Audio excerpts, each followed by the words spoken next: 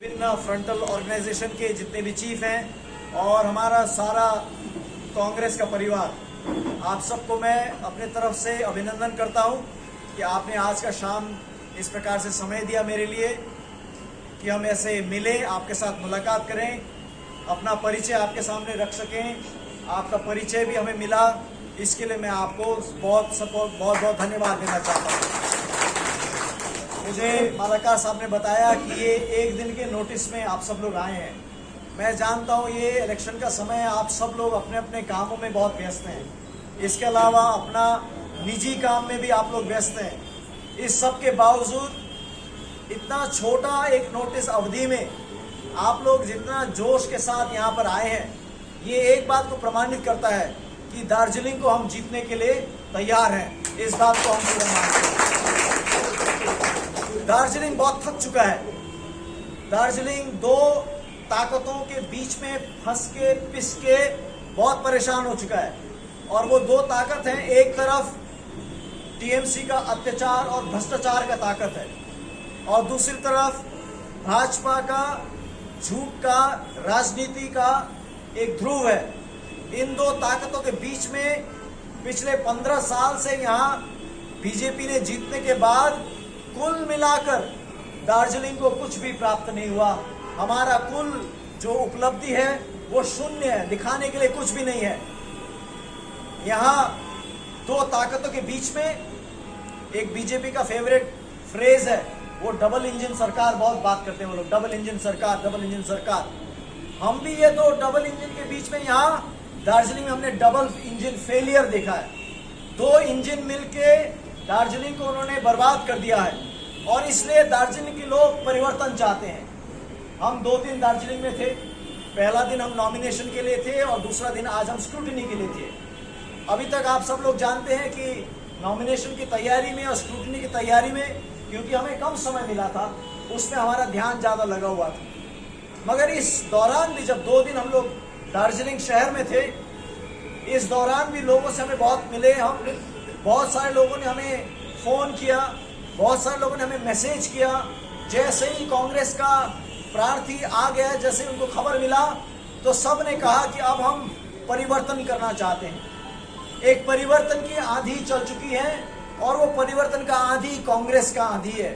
कांग्रेस जो इस समय लेफ्ट फ्रंट से यहाँ पर और पहाड़ में हमरो पार्टी द्वारा समर्थित है, ये परिवर्तन की आंधी ये तृणमूल को और भाजपा को दोनों को यहाँ से उड़ा देगा और यहाँ दार्जिलिंग कांग्रेस जीतेगा, ये मैं आपको पूरा आश्वासन देना चाहता हूँ। अभी हम मैदान में आ गए हैं, अभी हम कैंपेन में आ गए हैं। मैं पहले भी मालाकार साहब के साथ जब यहाँ अपर बागडोगरा में अभी था, आधा घंटा पहले, मैंने बोला अब हमारा वो सब चैप्टर क्लोज हो गया है। हमारा नॉमिनेशन का, हमारा स्क्रूटिनी का, हमारा ध्यान अब वहाँ से पूरा हो गया है। अब हमारा ध्यान पूरा अभियान में है। अभी हमारा ध्यान पूरा कैंपेन में है और मैंने मालाकार साहब को बोला है कि आप सब मिलकर, हम सब मिलकर कांग्रेस जैसे हम काम करेंगे, जैसा जिम्मेदारी आप हमें देंगे, उसको निभाने के लिए मैं यहाँ पर आपके सामने खड़ा हूँ। मैंने कहा है कि चाहे दिन हो या रात हो या दोपहर हो, आप किसी भी समय कहीं भी जाने के लिए, कहीं भी चलने के लिए कहेंगे, किसी सभा को संबोधन करने के लिए कहेंगे, किसी मिছিল में चलने को कहेंगे, किसी लोग से गोष्ठी से मिलने को कहेंगे, कुछ भी कहेंगे, उस सब के लिए हम तैयार हैं और आपके साथ मिलकर हम काम करने को, मेहनत करने को हम रेडी हैं, हम तैयार हैं। यहाँ इस देश में आज हमारा मैनिफेस्टो भी रिलीज हो गया है। ये मैंने शुरू में कहा कि दार्जिलिंग बहुत परेशान है, मगर इसको मैं आगे और विस्तार से कहना चाहता हूँ कि दार्जिलिंग ही नहीं, पूरा देश ही परेशान है इस समय।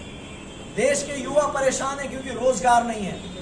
देश के युवा परेशान है क्योंकि पढ़ लिख के बड़े मुश्किल से पढ़ते हैं, लिखते हैं और आगे जाकर उनको कुछ रोजगार नहीं मिलता है। मैं स्वयं यूनिवर्सिटी का अध्यापक हूँ, दिल्ली यूनिवर्सिटी में पढ़ाता हूँ। दिल्ली विश्वविद्यालय में भारत भर से लोग आते हैं, स्टूडेंट आते हैं पढ़ने के लिए। कितने कठिन परिस्थितियों से आते हैं मैं जानता हूँ। अपने गांव को छोड़कर, अपने शहर को छोड़कर, दिल्ली जैसे महानगरी में छोटे छोटे कमरों में रहकर इतना सारा दुख सहकर वो पढ़ाई करते हैं और अंत में उनको कुछ भी नहीं मिलता। इतना ही नहीं, अब धीरे धीरे एजुकेशनल इंस्टीट्यूशन को भी डिसमेंटल कर दिया है। अभी ये एग्जाम इतने सारे किए हैं, ये CUA कर दिया है, NEET कर दिया है। गरीब का बच्चा तो पढ़ना छोड़ दिया, क्योंकि गरीब का बच्चा इतना कंपटीशन के एग्जाम जो रखा है उसका फीस नहीं भर सकता है। वो कंप्यूटर में जाके कहीं उसका सेंटर कहाँ दूर दूर पड़ता है, वो वहां जाकर अपना रेल यात्रा या हवाई यात्रा करके एग्जाम नहीं दे सकता है वो, और उसके बाद वो कोचिंग नहीं कर सकता है। ये हमारे सारे गरीब के बच्चों को एक मौका का दरवाजा भी बंद करते हैं। उसके बाद ये युवा के बारे में बात करते हैं। ये युवा को केवल अपने नारेबाजी में प्रयोग करना चाहते हैं, युवा के लिए कुछ देना नहीं चाहते। उसी प्रकार से हमारे वृद्ध लोगों के लिए, हमारे महिलाओं के लिए जितने भी वेलफेयर स्कीम्स थे, उन सारे वेलफेयर स्कीम पर भी उनका अटैक हुआ है। ये देश का हाल है। और दार्जिलिंग का हाल आप देख लीजिए। दार्जिलिंग पूरे संसार को, दार्जिलिंग का चाय के नाम से दार्जिलिंग फेमस है। पूरे संसार को दार्जिलिंग को पूरे संसार में हमारे चाय बागान के मजदूरों ने, मेहनत करने वालों ने, मेहनत कश लोगों ने फेमस किया है। हमारे प्रधानमंत्री चाय की बात बहुत करते हैं, चाय की चर्चा बहुत करते हैं, मगर चाय के पीछे जो मजदूर है, चाय के पीछे जो मेहनत करने वाला, पसीना खून बहाने वाला व्यक्ति है, उसको वो बिल्कुल सीन से गायब कर देना चाहते हैं। उसके जमीन को छीनना चाहते हैं, उसको न्यूनतम वेतन नहीं देना चाहते हैं, उसके जमीन का पर्चा पट्टा उसको देना नहीं चाहते हैं, उसको बिल्कुल ही उसका अस्तित्व खत्म करना चाहते हैं। दार्जिलिंग क्षेत्र शिक्षा का भी एक बहुत महत्वपूर्ण सेंटर रहा है बीते दिनों में, मगर आज हम देखते हैं इतना बड़ा सेंटर है, ये पूरा नॉर्थ बंगाल का ये एक क्षेत्र है, यहाँ पर